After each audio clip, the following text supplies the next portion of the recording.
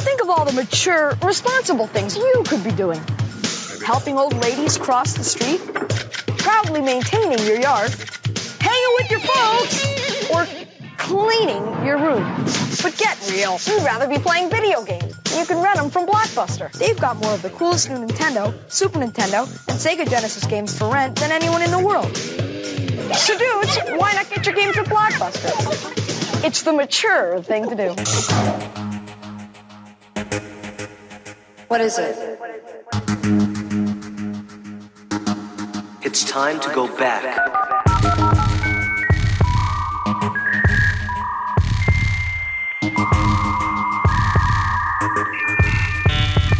Welcome.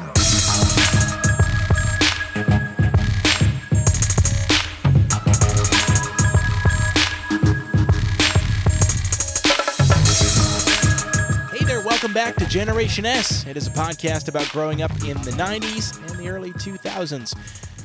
Let me put it to you this way. If you grew up on a Friday night going to a video store and spending more time picking out a movie than you did watching said movie, this podcast is probably for you. I'm Dan Kipp and joined by the returning Lou Carnevale. Lou, welcome back. I'm definitely guilty at staring at the box Yes. art for movies and games longer than I actually watched or played the actual product. I mean, yeah, and it still continues to this day. That's like the modern day equivalent of like browsing Netflix for 3 hours to find nothing that you want to watch, you know? So, yes, exactly. Oh, man. Well, dude, it's good to have you back on the show. I think it's been, a month? It's been a few weeks, I know. It's been too long. Always too long, but always good to have you back. And this week, I brought you back specifically because I couldn't think of a better person to talk about this with. We are talking all about Blockbuster and kind of just movie rentals in general from the 90s, the early 2000s. Because I'm going to be honest, I'm going to start things off with a bang and a bit of controversy here. I did not go to Blockbuster as a kid. In fact, I'm trying to think if I've ever actually been inside of a Blockbuster. You definitely were. Was I? At least one time with me, and I'll get to that story because it's the tail end. It had to have been when we were Blockbuster. obviously in college or even after college then, because Yes. I as a kid, I think we may have had one sort of near us, but we had closer places, and honestly, we had cheaper places to rent videos from that we would, because I rented videos, just not from Blockbuster specifically. But that's probably a good segue then. Let's go ahead and talk about just the kind of the rise of video rentals in our during our childhood, and then we'll get into specifically Blockbuster. That's where you'll probably take over, and then we'll talk about kind of how things maybe fizzled out a little bit. And actually, really excited. I've got some listener engagement on this one. I had some of our listeners reach out to me and give us some feedback on their experiences with Blockbuster. So going to shout them out at the end of the show here. So very exciting. Very exciting. Hopefully they're not complaining about late fees. I was reading through some of them. I don't think I saw late fees, but I'll double check because All right, that was cool. that was part of it, right? Was if you didn't return it on time, you paid out the wazoo for late fees. You did. So all right. Earliest memories of renting movies. I'm trying to think for me. I mean, we always did. Like from when I was born, my parents were renting movies all the way up because my sister was older than me. They would rent movies for her all the way up until I was, in my preteen years, late teen years, we were renting movies. I mean, what about you? Was that always part of your childhood? Yeah, we started at a mom and pop store on Long Island called World Video. They were a pretty big place for a mom and pop, but my earliest memories was, shockingly, the wrestling section. Yeah. And it was really cool to go in and rent a wrestling VHS. And I remember it's crazy as you get older and the amount of stuff and responsibilities you have pile up, but small things stay in your mind and you remember them very vividly. WrestleMania 3, the VHS, was 2 VHSs. Oh, really? Because it's so long. So you opened it like a book. Okay. And when you opened it, it was a pop-up of Hogan and Andre staring at each other. And that blew my mind. And you were able to take that home with you? Because I feel like they would have put it in just like a regular plastic whatever. No, that's exactly right. So you got to open up and see it, and they would have styrofoam in the actual VHS cover. Gotcha. With styrofoam, or sometimes I think it was just a blank VHS. You bring it to the counter, they'd go find the tape, put it in that clear tape clear tape box, like a hard plastic with their little sticker on it, and off you went. You didn't actually bring home the VHS cover, but the artwork you got to was see there. them. It was exactly right. Yeah, and I remember, it's funny because I remember two paths that these movie stores would go. One was, like you said, where you bring the cover up to the counter and they just grab wherever it's stored. They grab like the generic case for Blockbuster, Hollywood Video, whatever it was, and that's what you took home. There was other stores though that I don't remember this. They would put the VHS boxes inside these hard plastic like sleeves that you would like take home with you with the artwork in it, and then you would squeeze the sides to like open it up to have the tape slide out. Do you remember those? Yes, I do. I'm going to give a little away. When I worked at Hollywood Video, we had those, but I'll get to that. Gotcha. Well, yeah, no, because I do want to talk about your time working on that side of the counter, because you have a very unique perspective there.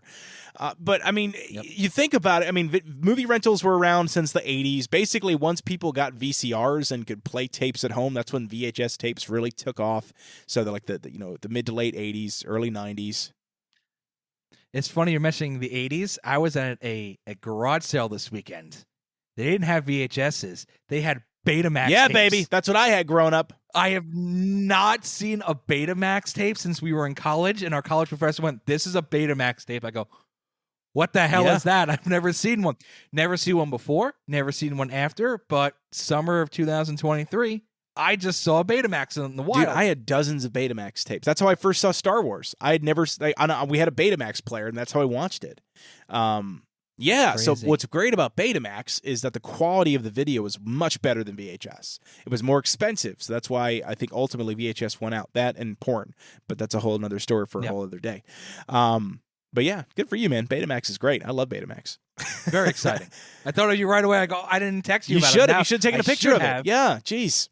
I should have. Party yeah, foul. that's on me. All right, next time There I we see go. one. So, people got VCRs. They're not called VHS players, by the way, folks. They're called VCRs because that's just Correct, I agree.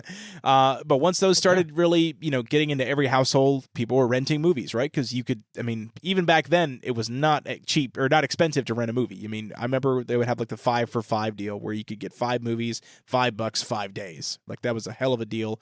It was at my, it was called Big Dog Video in Queensbury. And we would go there. It was actually, do you know where Joanne? We're totally going local here. You know Joanne Fabrics in the plaza there? That used to be a Big Dog Video store. It was a giant video store. So that's where we would go. We're talking mid 90s. We're talking early 90s. We're talking 95 to 97 ish. Yeah. We would go to the China buffet that was right there for dinner. We would stop off at the Yankee Dollar store right next door, and then we'd finish the evening out by renting a few movies. So there you go. Boom.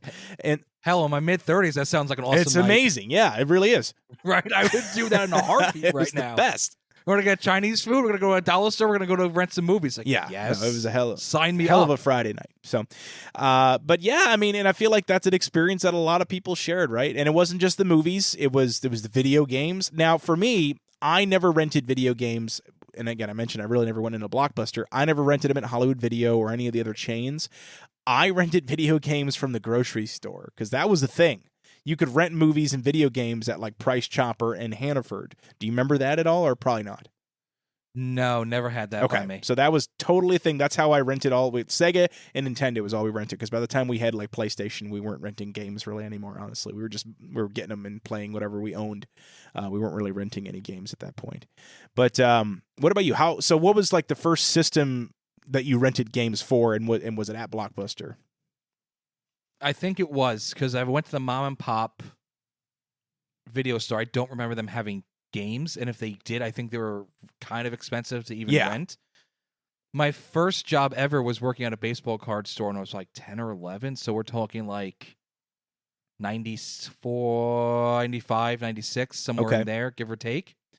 And part of my payment was $5 an hour. Nice. For 10 and 11 years old, that's great. Great. And I just open baseball cards and just sort them into like the New York teams and rookie cards and all that good stuff. But it was $5 an hour, so I walk home with like $20, and I get to rent the video game for the weekend. So that's actually my first memory of renting games. But when it got to actually renting games, it was at Blockbuster, and I think it was probably Super Nintendo was probably the system I rented first. Earliest, yeah. at Blockbuster. Yep. Yeah, and I'm trying to think. Like I said, it was definitely a Nintendo and Sega. I'm trying to remember. Actually, I do remember one of the first games I ever rented. I played it recently on No Continues on the YouTube channel. Little plug there. Was Mortal Kombat. Actually, and I was in first grade when we rented Mortal Kombat. It was Wow. It was for my sister, who was, again, she's 8 years older than me, so she would have been middle school, and so she played it. But then I got to play it with her, and so that I remember renting that. I remember renting the original Ninja Turtles Nintendo game, the first one, the shitty one. Yeah, Oof, that's I know brutal. it was, but I loved it as a kid. And there was a few others that we would rent pretty consistently, but those were like Booger Man. That was another one we rented a lot. Remember? A pick and flick Yes. adventure. Oh god, I should do an episode about Booger Man on No Continues. You That's a fun should. game. But anyway, so See, now I remember. no, I was just gonna say that was kind of my early memories of renting video games, but it was never at like a traditional rental store. I remember my first game I ever rented from Blockbuster. It popped in my head when we were talking about this. Super Ghosts and Goblins. Oh, the sequel. Super Yeah. Nintendo. There you go, man. That's a hard game too. Yeah, that'll make you a man or make you into a crying baby. It made me into a crying baby. I go, what is this? Put Mario back in. Yes. I said Mario. Yes, no Mario. Put Mario back in. But that was the first game I ever rented at a Blockbuster. Nice. There you go. Super Ghouls and Ghosts. Ugh, that's tough. Yeah, All right. It was really tough. Well, listen, let's talk Blockbuster specifically. This is where you're going to drive for a little bit because, again, I don't have fond memories of Blockbuster, but tell me about your Blockbuster experience with the blue and yellow. Oh, the blue That's and right. yellow. So I had a Blockbuster around the corner from where I lived, so I would walk there. Going from the mom and pop to the Blockbuster, man, it was polished. You went from the mom and pop and the subways out to the the bright lights, and they didn't have the mommy and daddy section. That was one thing. Right, yeah, the adult movie Blockbuster. section, yeah. They did not have it. It was way more clean. It was way more lit up. It was way more organized, way more inventory. They had the video games were on one side, the movies were on the other. They were able to check to see if other locations had them too, which was crazy. You could put things on hold. I remember when you would go in and you would ask if they had a game, they would have the return bin outside, and if you ask nice, would you mind checking the return bin? Oh, okay. And they go out the keys and they would unlock the, the mailbox thing. Yeah, I mean, they're going to get them anyway, so Blockbuster. might as well go check. They would go check, I also remember if they were if you go to a library, they get the new, the return books, they would stack them up on the side or on the little push cart. They would have that for the movie. So you go and you would look to try to find it. It was cool. It was fun. I don't think the prices were too bad. Not only could you, I don't know if you know this, not only could you rent movies and video games, you could rent systems at one point. I never did, but I think I'd heard about that. Yeah, I never did. That's expensive, right? That was probably not cheap. I never did. I just remember seeing, I think I want to say it was the Sega Saturn, Sega CD era that was able to be rented. But it was cool. Some of the times they had kiosks with actual systems that you could play. Oh yeah, the demo stations or whatever. Those I remember for sure. Yeah, it was. Yeah, and then they have giveaways and contests. I've talked about the contests before on the podcast. I'll rehash it quick. I was in a Ninja Turtles Tournament Fighters on Super Nintendo, and I came in second place, and they gave me a pin. And I wish I had the pin because the pin's probably a collector's item now because obviously they're gone. But nothing but good experiences. I don't recall ever. Other than they don't have Donkey Kong Country again and again and again and again. Other than that, I really never had a bad experience. And when things went on clearance, they would sell them. They'd be dirt cheap. The games were super inexpensive, excess inventories, or just games that weren't moving or movies that weren't moving. But really fun memories, and they all smell like popcorn, like you're in a movie. Well, I was going to theater. ask you about the popcorn because that's even not just at Blockbuster, but it's most movie stores that you went to had a popcorn thing on your way out, and they would include get a bag with your rental or whatever. Did you always get popcorn or? No, I didn't have it you could take it. They had a candy and popcorn station, you would buy the I got the microwavable, which apparently you're not supposed to eat anymore. Well, microwave popcorn? Why not? Dampened my. Oh, apparently the chemicals that are in it are not very good for you. Well, someone told me. Yeah, Jeez, I had some the other day, man. Yeah, don't eat that anymore. You know what's funny? I was told that. I'm like, come on, that's just overreacting. And I looked. I'm like, oh, well, let me see if I can find another website. Oh, well, third time's the charm. Oh, well, guess I'm throwing all these out. Yeah, seriously, Okay. don't. All right. At least do your Sure. research. Yeah, no, absolutely. But a PSA from Lou is don't eat microwave Don't eat microwave popcorn. popcorn. Go get the ones that you can put on your stove, and it'll The Jiffy pop up. Pop. That's Jiffy the best, Pop, man. It's hard to find those Yeah. though these days. I think you. It is. I think I've gotten them on like online before, like on Amazon, just as like a novelty thing. But like, and like did it over a fire or whatever. But yeah, no. And then what about like the pre-popped, pre-bagged popcorn, like Skinny Pop or any of those? Do you ever buy any of those with like the Smart Pop or whatever? They didn't have those. I don't think they had those at Blockbuster. I mean, maybe when they were doing like an event. I gotcha. Okay. Like I remember they used to have like a sidewalk sale, so like really getting rid of excess inventory. That's when they would have like a popcorn machine or face painting for the kids or something like that. But it's like a normal day at Blockbuster, you just walk in. They would have like a little station for snacks and sodas and all that good stuff that parents didn't want their kids to have. But come on, I want Sour Patch Kids. I'm trying to think of like when I think of like movie store candy, because you're right. At Hollywood Video they had them too. There's like two specific candy items that come to mind. One of which is Sour Punch straws. I feel like that's like a staple. Yeah, wow. Ready? And then the other one is cookie dough bites. Do you remember those? They were like chocolate covered balls of cookie dough. I do remember those. And then I thought that was the coolest thing that like you could get like, oh, it's cookie dough. Well, you could just buy it. You don't have to wait for mom to make it. But no, it's interesting that Blockbuster never had like the popcorn machine, because I'm talking when we would go places, they would have like you would get at the movie theater. Like they would make the popcorn in the big machine and scoop a big, amount out into a bag for you to take home with you. So I guess maybe from a cost perspective. No, they didn't have it. Neither did Hollywood Video. Interesting. It must. Yeah, they didn't. Neither one of those. None of the chains Might have been a had mom and pop thing, and I don't know. At least mine didn't. Right. At least mine did. Maybe other ones did. Maybe. But the ones Yeah. I only remember from like local mom and pop rental places. So who knows? I know that it was definitely something like we would all get a bag of popcorn. We'd usually eat it on the way home from the movie store. So it's not like we ate it while we watched the movie, of course, but that didn't matter. Oh yeah, wouldn't make it home. So all right, let me ask you. So we talked about kind of just like the aura of Blockbuster, but let's talk about rentals again here for a second. Was there any movie in particular that you would rent like on repeat? A movie that I've rented on repeat. Yeah, like you would go back, but like, oh, this I like honestly think I went. It was mostly games. Yeah? I had Blockbuster. It was mostly games. They didn't. As funny thing is, I talked to mom and pop. They didn't have mom and pop section had a lot of wrestling. Blockbuster didn't, but they had a lot of sports. Okay. So I remember getting. So we're talking probably 96, 97. The Yankees were doing very good. They used to have like World Series recap videos. Oh, nice. And those I used to rent because I wanted to learn about the other World Series. So it would just be like a 60-minute tape, and it would show you the teams that, I mean, they still make them now if your team wins a championship. Not that my teams win championships anymore. But I would watch them and like, oh, these Toronto Blue Jays are amazing for 2 years and then nothing since. Right. And these Minnesota Twins are fantastic and nothing since. And these Braves are unbeatable, well, which was kind of true. So I actually got a lot of the sports stuff.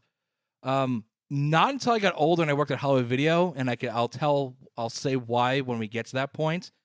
It was mostly just video games. Okay. At Blockbuster during my youth. Now, what about like? Because there was youth. another. Two Utes.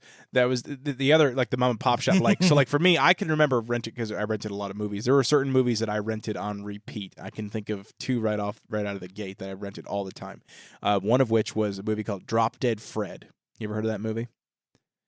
I have, but only Oh, from really? you. Okay, yeah, it's a very obscure '90s comedy, and it's amazing. So if you're listening to this podcast and you have not heard of Drop Dead Fred, go find it. I'm sure it's streaming somewhere, because that's what we can do now, which is what will segue us into the downfall section here in a minute. But the other movie that I rented all the time, and to this day I love it, is the original Super Mario Brothers live action movie.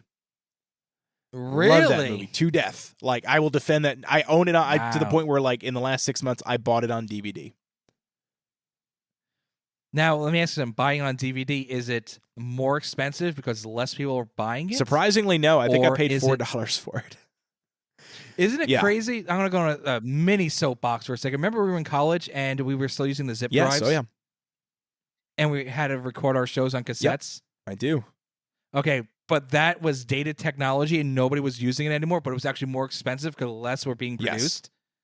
So I don't know if that's the trend now with physical media, which I'm a fan of physical media. I'd rather have it than just, I own it via streaming. Well, what if you get locked out of that account or break up with that person and you don't have it anymore? I like I like both. rather- I like getting like the Blu-ray with the digital copy. You know what I mean? Because I'll usually watch it digitally, but I have the physical media that if I need to watch it, or honestly, a lot of times if I like, let's say I buy a 4K Blu-ray, you know, I may want to just watch it on the disc and not worry about like the lag, so that I get that true 4K video experience. You know what I mean? Like it just looks better. It's funny you mentioned that because I am in the process of moving right now. And one of my housewarming gifts was from Dan Vorbeck, who's been on our show before. He did the Goosebumps episodes with us and done some Power Ranger stuff with me also. He bought me this way too big of a TV to the point where it didn't fit on the stand, but no, it really didn't. And I go, oh, great, thanks for the TV. And I gotta go buy Just a get it stand. mounted. But it wouldn't fit. When I show you the setup, it wouldn't fit. But the thing is, I have no internet in the house yet, so I just popped in a Blu-ray, and I go, oh my god, like, I haven't watched a Blu-ray in months. And we put in Rogue One, and the opening scene is you could see like the raindrops on the Imperial stormtroopers. Oh yeah. And I go, you know what? Sometimes I don't want to stream because like I'm getting the full image right here. This is the way it's supposed to look. Streaming, yes, I get it, especially if you got you have kids. Especially if you have kids, I can understand. Like, boom, done, here, watch. Yeah. You don't want to sit there and load it up and this, that, and the other thing, but I agree with you. It's still the best viewing experience is to take the movie and watch it on a Blu-ray. Well, and part of the reason why I bought the Super Mario Brothers movie on DVD is because you can't download it digitally. It's not available. So like that was the only, if I was going to watch it and not have to watch like a shitty bootleg version on YouTube, like I had to buy it. So I'm like, all right, let me see what it is. And it was maybe $7 or $10 or something like that. I'm like, you didn't break the bank. And it was like the original print DVD that had come out whenever they made it. So like the late 90s or the early 2000s, whatever they put it on the DVD, that was the version. And it sucked. It was terrible. There's no special features or nothing, but the movie was there and it was good and we watched it and my kids love it. So, and it worked. It was great. So anyway, those are the two movies that I remember watching and renting on repeat because we didn't buy a lot of movies back in the day. Like what we would do is we would rent. Sometimes my mom would do the classic like copy the movie to another tape. You know that whole thing where you had like two TVs and two VCRs. So we would do that. Yep. But I remember there's a couple of movies that we did that with. One of which was Street Fighter with Jean-Claude Van Damme.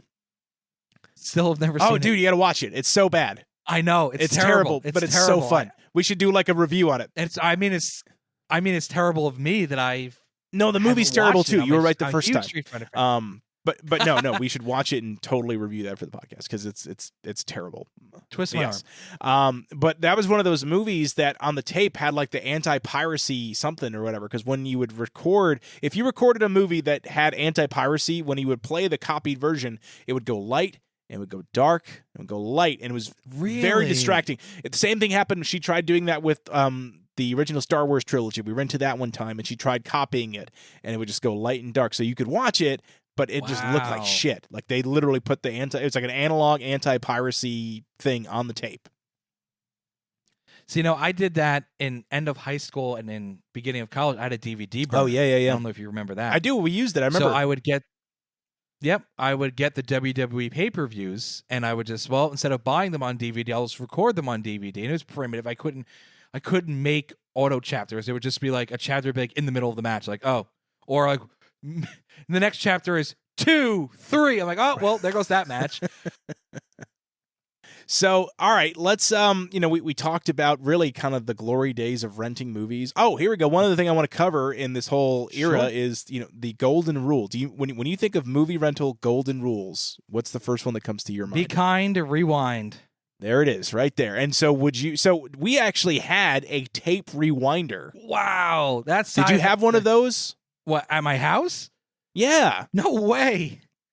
Yeah, dude, it was great. I don't know where we got it from, but like that was great because if we wanted to start the next movie, we could pop that one in and rewind it, and then just boom, you're going. You guys were movie buffs. I was the video game guy at Blockbuster and whatnot, but I remember seeing them at Blockbuster. They had like a line of them. They're just like 4, 5, 6, maybe more, and they would just be all lined up. Tape rewinder. Pop.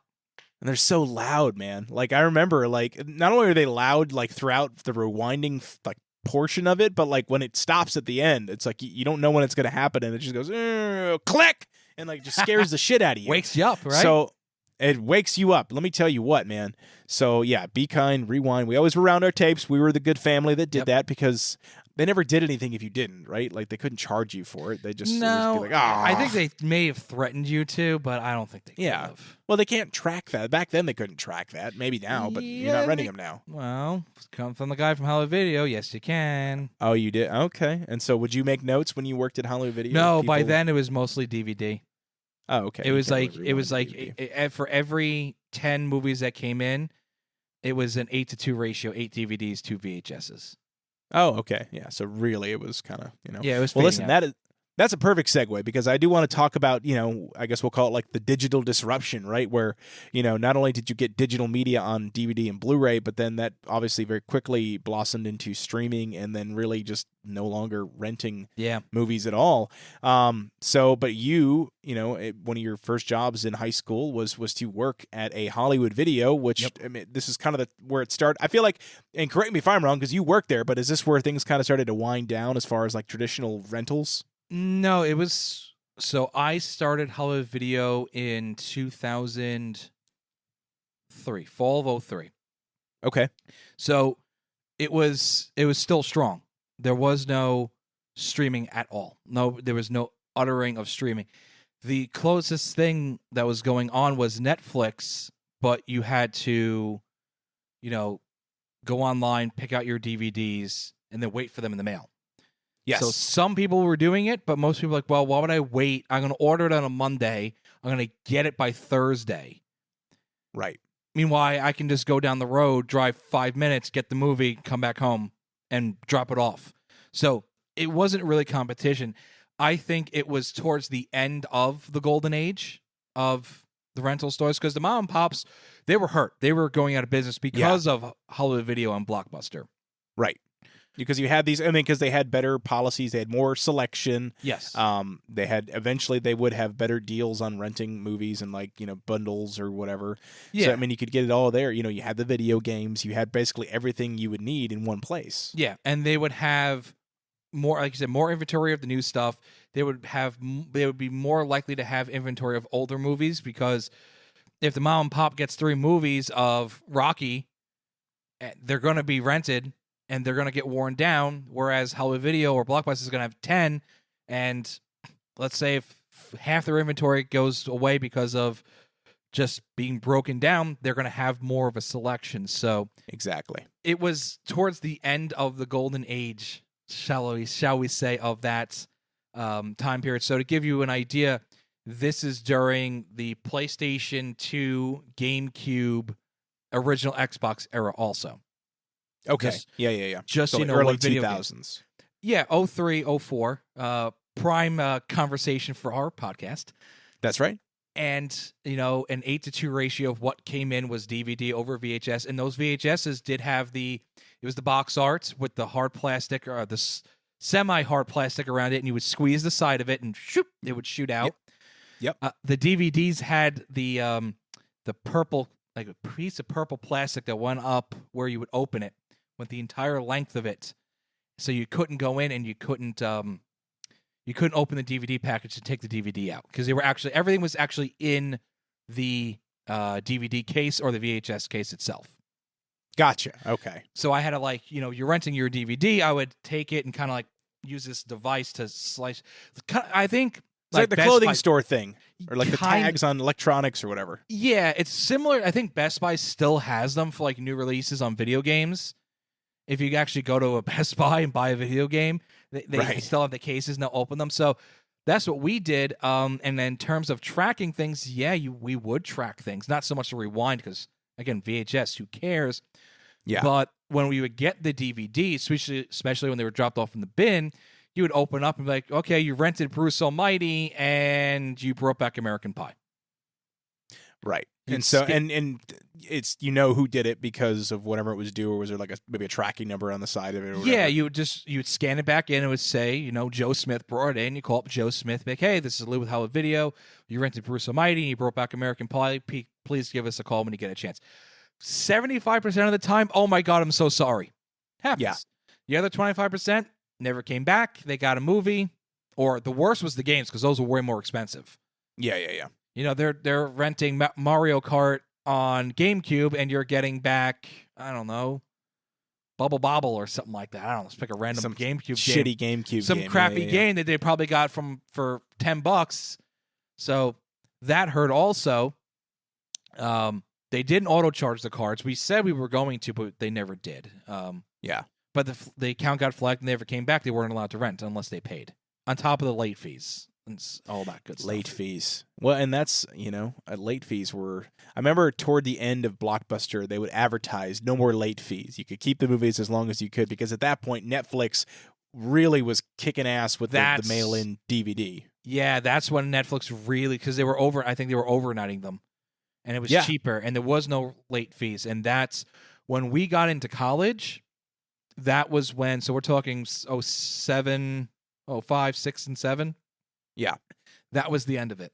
That was, I want to say 2009 and 10 was probably more than that. Probably 2008, give or take. I remember going to a Blockbuster when they had the summer of, you would pay $20 a month and you would get unlimited rentals, 2 at a time. Okay. And this is when your brother was burning Xbox games. And we would go in, and I would just say, I would just start at the beginning of the alphabet. I'm like, I'm taking these 2. And just go to your brother and be like, here you go. Okay, they're burned. Okay, great. Thank you. Bye. And I go back the next day and take the next 2 and take the next 2. And then essentially you have the whole Xbox library.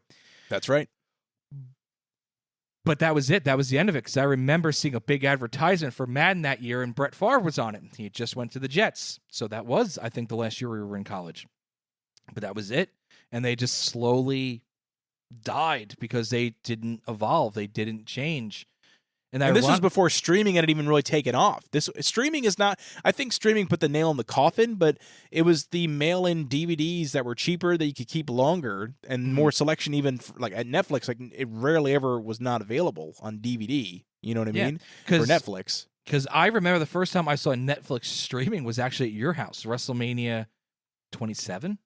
So let's do math quick. No. So we're at WrestleMania 39. So we're talking... It's only 12 years ago. 12 years ago. That was it. That was... I'm like, what is this? Yeah. And actually, ironically, that's what got me back into Power Rangers. Oh, it's because they had all the Power Rangers. They had all the Power Rangers. I'm like, Tommy's still on the show. But that was the first time that wasn't that long ago. Yeah. So it was the DVDs, and because I think you started to get like Redbox, right? That came out.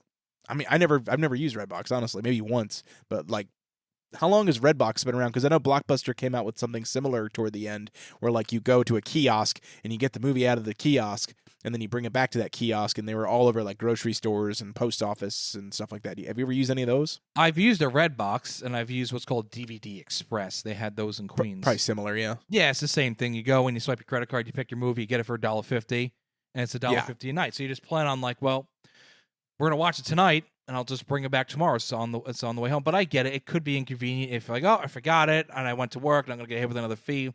It's only $1, but it probably adds up. But that's what killed Blockbuster, I think, was the no late fees things because of the Netflix stuff. But if you're buying think about this: if you go there and video games were $50 back then, now they're $70. Jeez. Yeah. I'm gonna go get the new Madden game. I'm gonna rent it. I could pay my $8.50, $9.50, $10, whatever it was, and I could have it the entire football season into the Super Bowl. Here you go. It's back. And if you want to go get it, if they have 10 copies and all 10 people go there and do the same exact thing, the 11th person's going to go, they don't have Madden. All right, well, I guess I'll just go buy it. There you go. Yeah. So that's what did it. I think they went...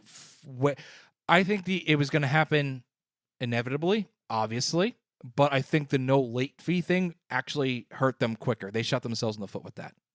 Yeah, because, I mean, long-term, it's not sustainable, right? It seems appealing at first, but when you don't have the inventory to be able to manage that for large groups of people that you've now brought away from the mom-and-pop shops, yeah, it's not sustainable at all. I did have a question for you because you worked at Hollywood Video. Sure. I never return anything late. I should say I've returned late, but like never like not return and had to pay for a movie. So like, what did a place like a Hollywood Video charge you for like a movie if you never bring it back and you still want to rent there? I think if we had a credit card on file, they would charge it. Okay. And if not, then they would flag the account. If the person ever came back, they would say, you can't rent from us. But let's say they did. Let's say they want to rent from you. Like, I lost the movie. I don't know where it is. Oh, they would How charge much them do like, I owe you? Yeah, they'll probably charge them $20, like $20. Okay. Yeah, what it actually would cost. So here's a fun thing about Hollywood Video. Back in the day, movies would come out Tuesday. And I learned this at Hollywood. Why does every manager always work a Tuesday? Because Tuesday was a release day for everything. Okay. It was a release day for DVDs, VHS, and video games. Those are always the street dates. It's funny now, I still kind of chuckle when I look at video games because I don't really keep track of when a movie's coming out. But if there's a game I really want, most of the time they still come out on a Tuesday. Most of the Tuesday, time. yeah. Yeah. I don't know why, but one of the perks of Hollywood Video was not only do you get free rentals, which was awesome. Oh, yeah. You would get free rentals before they had a street date. So they would come nice. in on a Friday. I always worked a Saturday because I was low man in the totem pole. I was a kid. I would work on a Saturday, and I would get a movie Saturday night when I'm leaving, bring it home, or a video game, have the video game and be able to play it on Saturday night into Sunday before it came out on Tuesday. That's pretty cool. Yeah. So when Mario Kart came out or Pirates of the Caribbean, that was a big one. I'm watching it Saturday night, Sunday during the day, and it's coming out on Tuesday. That was pretty cool. Yeah. You're watching it before. I mean, technically, it had already been in theaters in that case, Yes. but you're still watching it before everyone else could rent it. So that I can answer. During that era, I can answer what I rented repeatedly. Oh, man. Something just crossed my mind that I have not thought about for probably 20 years, and it's really, really crazy. Terrible movie. I'll get to that in a second. So, Pirates of the Caribbean, the original. Yep. I rented. Bruce Almighty, another one I rented a lot. Analyze This and That. I rented a lot also. With Robert De Niro and Billy Yep. Crystal. They didn't have wrestling, but they had UFC DVDs. Like the nice. old UFC with Ken Shamrock and Tank Abbott, Dan Severn. No gloves, just a bunch of dudes like in a bar fight. I remember those. Video games I remember renting. Obviously, I mentioned Mario Kart a few times. NHL Hits. I rented some movie called Charlito's. Not Charlie's Angels, Charlito's Angels. Oh, my. The girls on the cover were hot, and the car looked hot. I remember. What section of the store was that from, Lou? It was from the regular section because Hollywood Video also didn't have the mommy and daddy section. We didn't talk about that enough. I was too young to go in that section, obviously. But really, all it was like a dark room with a curtain on the front of it that said "No kids." Right? That was like the one at the mom and pop place that I had. It was literally like a quarter of the store. It was a big section. Oh, really? It was big. Oh, but then again, I'm a kid, so it felt like it was like the mommy and daddy section huge. was roped off. Yeah. Right. I want to say it was maybe it was even 1/3 of it. I don't know, but it was. You walked in, you had like 2 rows. You go all the way down that you could walk in, and then the third row was walled off, like half a wall. Fire code, kids can't. It's not a permanent structure. Here's Lou from operations. It's not a permanent structure if it hits the ceiling. So you don't need a permit if it goes to the ceiling. But at least that's New York City and New York State. But I remember it. Why the hell do I remember this? And it had like those old Western doors that would like. Oh yeah. You would walk through and they would like whoosh open like. Coop, coop, coop, coop, coop. Yeah. That was the mommy and daddy section. So, and they had Nice. their own counter in the mommy and daddy section too. Well, yeah, it's all discreet. And you probably put in like a paper bag and look like a hobo walking out there with your, with a trench coat, right, and like sunglasses. and the hat. It's like that guy on the Neighborhood Watch logo, right? Like, That's right. That's the guy.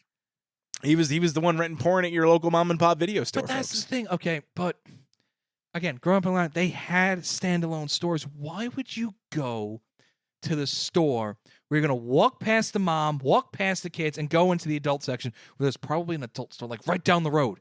There's like, and if it's a mom and pop, it's probably people you know. It's all local people. yeah, So, like, unless you drove may out of see your someone- way.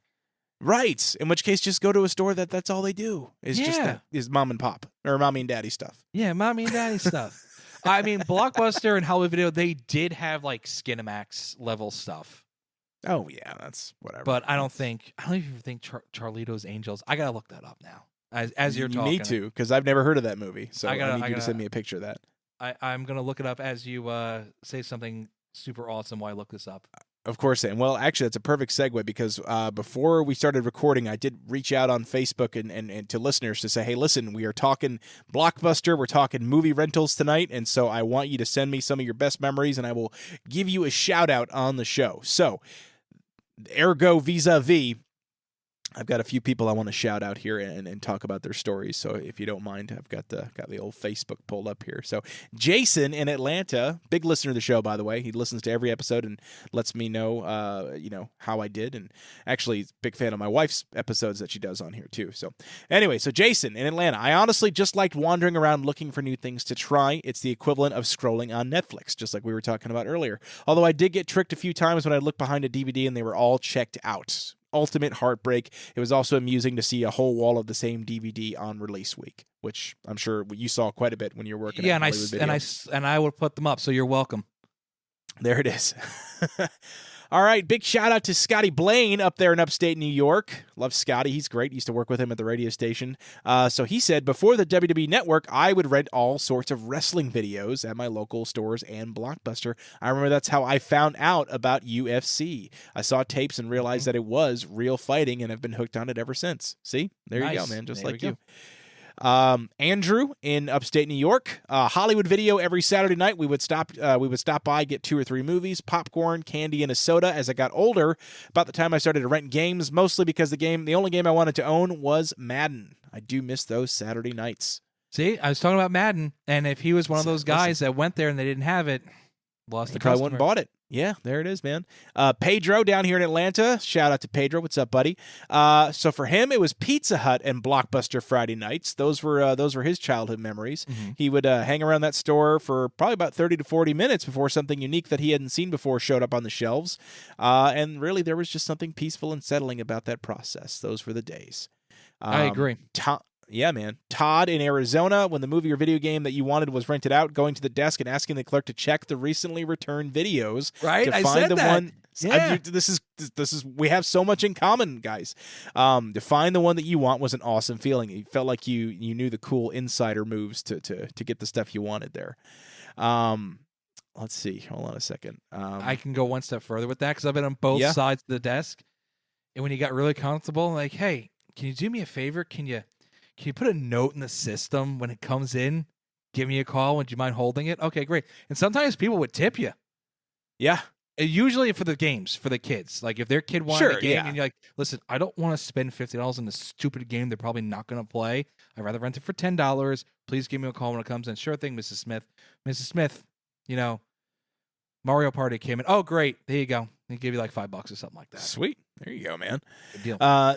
Zach in Calhoun, Georgia. Me and my brother used to use a yak back to record messages to play in my dad's ear while he was sleeping to get him to take us to Blockbuster without actually asking. So I don't know if that's What? A hypnosis. yak I don't back. know. Do you know what a yak Remember back those, is? dude? It's a recording device. Yeah. Do you actually remember, I remember it, Yak though? Back. Yeah, of course I had one. Yes. Did you? I love Okay. Yak Back. Yeah, Yak Back was great. Meredith in Albany, New York. I lived right by the Blockbuster in University Plaza by SUNY Albany. Hey ho. Hey. Alma mater there. I went there all the time to rent, but one day when I went to rent and found myself in front of the DVDs for sale area, and I found all 4 Supermans in one DVD set. I was Wow. happy. Best DVD purchase ever made. And then we got one more here. This is Jessica. This is someone from my neck of the woods, Jessica, here in Canton, Georgia. Here we go. My boyfriend in high school used to take me to Blockbuster, and we would pick out 3 movies. It took me a while to figure out that the 3 movies equal the amount of time it would take for his mom and dad to go to sleep so that we could mess around. I used to get so irritated because by the second of the middle movie, I was like, come on, man, what gives? And there it is. So those are all great stories. Thank you, folks. And all relatable. Yes. Maybe not the well, 3 you movies. called most of them. Like you had memories of most of those. So And that's what this I is all mean, about. That's what this podcast is about, man. These shared memories that you didn't realize you shared with other people. Well, it's funny because I remember just hearing these stories. A couple things jarred my memory. The last individual that went was talking about, it's time basically to make out and stuff like that. I remember going to Blockbuster and renting a movie and didn't get past the main menu. It was called Waiting. Was that the movie? Oh, I love that movie. Yeah, never got past the menu. You never saw it. Never saw it. It's a great movie, actually. It was with Ryan Waiting. Reynolds. And then also I could say this. I commented on my first game rental that I vividly remember from Blockbuster. I can also remember the last time I got something at Blockbuster. It wasn't even a rental. When I moved back after said SUNY Albany, went back to Long Island, lived in the same area I grew up in, and that Blockbuster was going out of business and didn't really hit me like they're all going out of business. And I bought The Other Guys, which is such a great, and I am not a Will Ferrell fan. It's such a good movie. It's such a good movie. And ironically, when I was moving, and again, aforementioned Dan Vorbeck bought me that big TV. The first thing we watched, didn't even plan on it, was The Other Guys. He just yanked it out of the DVD rack and like, let's watch this. I go, and it's funny when I open it, the DVD, it's a Blockbuster DVD case. So it has the Blockbuster logo etched in the plastic. Yes, that's right, because they were like, it was like the watermark or whatever, so that you knew it was from Blockbuster. And it's So- funny you mentioned that. Mhm. I was just going to say, so my wife, Beth, when she bought her first house, it was near a Blockbuster. And she was like, this is great. I could just come here and this was 2012, right? So there was still Blockbusters around. It was still there? Yes. Wow. So, but get this. As soon as she moved in, like less than a month later, they went out of business. Well, she didn't know they were on the rocks at all? Like, that's a franchise? I think she was just excited that there was something nearby. It was her first house. She was by herself. I can go rent a movie, come home, glass of wine, whatever. But I do remember when I moved, we moved in together and we combined our DVD sets, because that's what you do, right? You're like, all right, what do you got? What do I got? All right, let's just put them on the shelf. A lot of hers were like these little tiny thin cases with like there's no covers, whatever. It's just the disc of like Caddyshack, Pineapple Express, all these movies, because she bought them on like mega sale when they were closing down, and that's what they were selling them in at that point. That was great. And so we have a few of those on our shelf upstairs, actually. So if I had to combine my DVD collection, I hope you like wrestling for like 90% of the DVD rack. That's right. But yeah, I didn't put two and two together that they were all closing right away. So that was like 2009, 10. Because it happened pretty quickly. It did. But there's still one left. There is in Portland, right? Portland, Oregon? Yes. And my cousin went, and I have a T-shirt from there. The last Blockbuster. Like that Blackbuster. I don't know what a Blackbuster is. That's the relative of Blockbuster. It's Blackbuster. There it is. So he got me a shirt from there, and I'm jealous. Have you watched the documentary, The Last Blockbuster? I have. Ironically, I've watched it on Netflix. Wait, right? It's it's like playing Sonic on Nintendo. That's right, man. It's just it just something feels wrong about it, but you can't stop. Watching Bill Goldberg on WWE Network. It's like, no, this is not. No, I'm not supposed to watch WCW on WWE Network. Not supposed to be playing Sonic on Nintendo. These are just wrong. It's just you don't do it. But yeah, so I watched it and I thought it was great. It was fantastic. It was awesome. I know there was like a sitcom they came out with based off of that, and it was terrible from what I heard. Like I haven't watched it. Nope. Yeah, I didn't even watch it. I figured it probably wasn't any good. So yeah, so fun. If you are a listener to the show, we do have a merch page which you can access in the description of the episode at the bottom. I did create a Generation S Blockbuster variant of the logo. So if you want to have some Generation S merch that just screams Blockbuster video generation, I'll actually include a direct link to that shirt. And shout out to Nicole in upstate New York. She sent me a picture. I think I put it on the Instagram, but if not, I'll get it out there. She bought the shirt. Looks fantastic on her. So check that out if you want a sort of knockoff Blockbuster shirt with the Generation S logo to support the channel. But that being said, man, any closing thoughts on Blockbuster or video rentals before we wrap up? I miss them. Yeah. This is flat out. I miss them. I mean, I think the closest we have now, because we've both done this, is like our local libraries will have like a ton of movies to rent. Dude, the local library by me is like massive with their DVD selection. I'm like, this is great. I'm like, it's like a kid in the candy store. I'm like, this is, and they're free, and there are no late fees. There's no late fee. Well, technically, yeah, I pay my taxes. That's my late fee. That's well, I mean, technically, if you drop it off late, there's like a 5 cents a day. It's just like a library book, I think. But I never worried about that. But yeah, so I've absolutely rented movies from the library. I know some of them even have video games. Mine does not, but I know that some of them do. So yeah, check out your local library, folks, if you want that feeling of renting a movie still, and like make it a challenge. Like, okay, the only movies I'm watching this week are like have to come from the 7 that I can get from checking out today at the library. Just see what you find, because there's some cool stuff on there. All right, man. That's I think that's about it. I think we covered everything we can with video rentals. But listen, if there's something else that we missed and you want to let us know about it, check us out on Instagram, on Facebook, on YouTube, all at Generation S Podcast. We are on there. Just shoot us a message, man. Give us a follow. We'll follow you back. And yeah, man, I think that's it. Anything else from you, Lou? Couple of things. I'll make them very quick.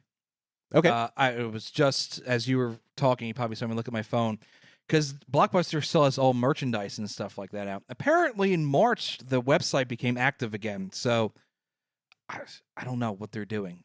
It's such a nostalgic brand. I don't think it's fully dead. I think it's going. They're going to use. I've seen this Blockbuster T-shirts. I've seen in the stores. There's Blockbuster puzzles. The brand's not fully dead, but I wouldn't be surprised, because nostalgia is super strong with our generation. With disposable income, maybe something.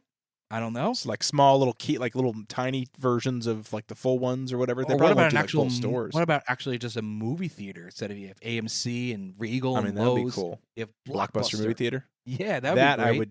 That I could do. I would totally go to a Blockbuster movie theater with the blue and yellow everywhere and the neon and oh god, yeah, that'd be really good. Okay. That's all right. Now I'm excited. I wasn't excited. Yeah. Oh, sorry. Yeah, I was. Okay, go ahead. No, it's exciting. The other thing was for those that were waiting on bated breath, I found no documentation of Carlito or Charlito or something's Angels.